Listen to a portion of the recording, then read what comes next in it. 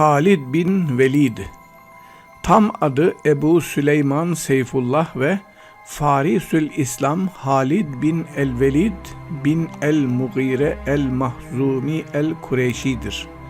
Peygamberimizin Seyfullah yani Allah'ın kılıcı ünvanını verdiği meşhur komandan sahabidir. Hicretten 35-39 yıl kadar önce yani 583-587 yıllarında Mekke'de doğdu. Soyu 7. göbekten dedesi olan Mürre ile Resul-i Ekrem'in soyuyla birleşir. Babası Velid bin Muire, Kureyş kabilesi arasında seçkin bir kişiydi. Annesi Lübabe Es-Sura Esma bint Haris, Hazreti Abbas'ın karısı Ümmül Fazıl Lübabe el-Kübra bint Haris ile Peygamberimizin hanımı Meymune bint Haris'in baba bir kız kardeşidir. Burada üçünde de geçen bint Haris ifadesi Haris'in kızı anlamına gelmektedir. Halid'in mensup olduğu Kureyş kabilesinin Mahzum oğulları kolu Hilfül Ahlaf'a bağlıydı. Nedir bu Hilfül Ahlaf? Abdüddar oğullarının Kureyş'ten 5 kabileyi yanlarına alarak Hilfül Mutayyebine karşı oluşturdukları ittifaktır. Peki bu Hilfül Mutayyebine nedir? Abdümenaf oğullarının Abdüddar oğullarına karşı bazı Kureyş kabileleriyle yaptığı ittifaktır. O zamanlar bu şekilde ittifaklar yapılıyor idi ve bunlara da Hilf ismi veriliyor idi anlaşma manasında. Mahzum oğulları kubbe yani savaş için para ve silah toplanan çadır ile einne yani süvari birliği ile ilgili vazifeleri yerine getiriyordu. Ayrıca Kureyş'in süvari birliği kumandanlığını da üstlenmişlerdi. Bu nedenle askeri gücü ellerinde bulunduruyorlardı. Aynı zamanda diğer Kureyş kabileleri gibi ticaretle de meşgul oluyorlardı. Halid doğumundan sonra Mekke'deki geleneğe uyularak temiz ve sağlıklı bir iklimde yetiştirilmek üzere çöldeki bir ailenin yanına verildi. 5-6 yaşına ulaşınca Mekke'ye ailesinin yanına geri getirildi. Oğlunun yetişmesine büyük önem veren babası ona bütün Arapların sahip olmak istedikleri kahramanlık, cesaret ve cömertlik gibi iyi hasletleri ona telkin etti. Mugire soyundan gelen bir mahzumlu olduğunu ve bu soyla övünmesi gerektiğini zihnine yerleştirmeye başladı. Kabilesinin yürüttüğü einne yani süvari birliği vazifesinin bir gereği olarak ata binmeyi, ok, yay, mızrak, kalkan ve kılıç kullanmayı, süvari birliklerini sevk ve idare etmeyi öğrendi. Spor yaparak güçlü bir fiziğe sahip oldu. Çocukken akranı olan Hazreti Ömer ile güreş tuttuğu, onu yendiği ve hatta bacağının kırılmasına sebep olduğu rivayet edilir. Halid bu yıllarda zaman zaman diğer Kureyşli zengin çocukları gibi ticaret kervanlarıyla Suriye, Irak, Medain, Mısır ve Yemen'e gitti. Medain Sasanilerin başşehridir. Bağdat'ın 30 kilometre güneydoğusundadır. Halid yetişme çağında okuma yazma öğrendi. Müslüman olduktan sonra Peygamberimizin katipleri arasında yer aldı. İslam davetini yaşadığı devrin adet ve geleneklerini yıkan, kabile gurur ve asabiyetini ortadan kaldıran bir hareket olarak değerlendiriyordu. İslam dinine düşmanlıkta, Hazreti Muhammed'e ve ona inananlara karşı nefrette, babası, diğer kabile mensupları ve Kureyş ileri gelenleri gibi düşünüyor ve o şekilde hareket ediyordu.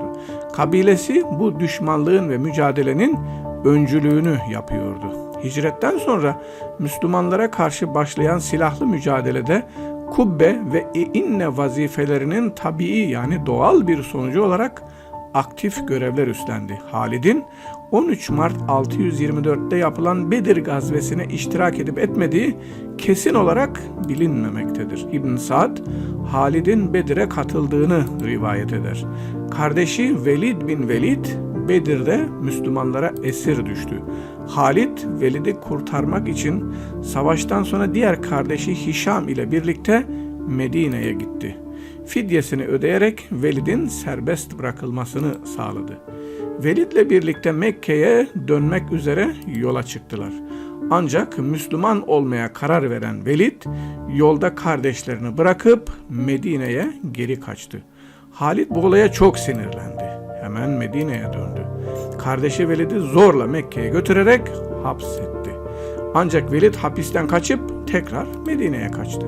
Peygamberimiz Velid'i Kureyş'in elinde bulunan Ayyaş bin Ebu Rebi'a ve Seleme bin Hişam'ı kurtarıp Medine'ye kaçırmak üzere görevlendirdi.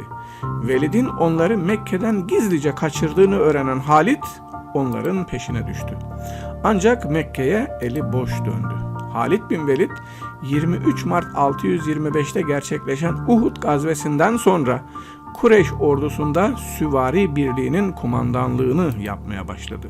Müslümanların lehine sonuçlanmak üzere devam eden Uhud gazvesinde Resul-i Ekrem'in kesin emrine rağmen bazı Müslümanların Ayneyn tepesinden ayrıldığını görünce İslam ordusuna arkadan hücum ederek savaşın neticesini değiştirdi. 627 yılında gerçekleşen Hendek gazvesinde de Kureyş ordusunun süvari birliğinin başında bulunan Halid zaman zaman Hendek'i aşmaya çalıştı. Peygamberimizin çadırı hizasındaki bölgeden şiddetli bir saldırıya girişti. Ancak gece yarısına kadar devam eden bu saldırıdan bir sonuç elde edemedi. Hendek gazvesinden sonra Mekke'ye dönen Kureyş ordusunun arkasını emniyete alma vazifesi Amr bin As ile birlikte Halid bin Velid yerine getirdi. Kureyşliler hicretin 6. yılında yani 628'de umre yapmak niyetiyle Hudeybiye'ye gelen Resul-i Ekrem'i ve Müslümanları Mekke'ye sokmak istemediler. Eski Mekke-Medine yolu üzerinde Mekke'ye 80 kilometre uzaklıkta Usfan adında bir kasaba vardı. Bu kasaba önünde bulunan Gamim adlı tepeye yerleştirdikleri 200 kişilik bir süvari birliğine Halid bin Velid'in kumanda etmesini kararlaştırdılar. Ashabıyla öğle namazı kılarken seyrettiği peygamberimize ansızın hücum etmeyi düşündü. Ancak bunu bir başka namaz vaktinde gerçekleştireceğini askerlerine söyledi. İkindi namazında Resulullah'ın korku namazı yani salatül havf kıldırdığını gördü. Bunun üzerine bu adam korunmuştur diyerek Peygamberimize karşı düşmanlığının ve küfürdeki ısrarının artık sona ermesi gerektiğini adeta itiraf etti.